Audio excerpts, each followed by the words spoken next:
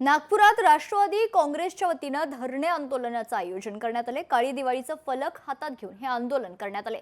जिल्हाधिकारी कार्यालयात आंदोलन आणि निदर्शनं पाहायला मिळाली।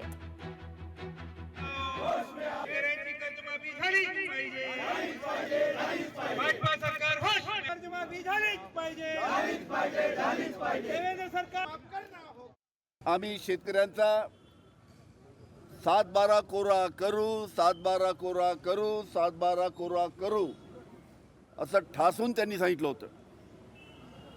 आता तेच देवेंद्र फडणवीस महाराष्ट्राचे मुख्यमंत्री झालेत, आज मुख्यमंत्री आहेत।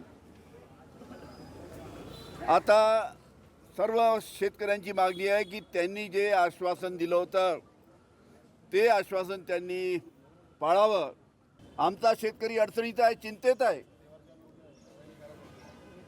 आणि अशा या अडचणीच्या परिस्थितीमध्ये चिंतेमध्ये असताना कशा पद्धतीने तो दिवाळी साजरी करणार, म्हणून आम्ही राष्ट्रवादी काँग्रेस शरद पवार पक्षाच्या माध्यमातून आज काळी दिवाळी साजरं करण्याचा निर्णय घेतलेला आहे, ज्याच्या माध्यमातून शासनाचे डोळे उघडले पाहिजे। लोकशाही मराठी ऐका, पहा, जागरूक रहा।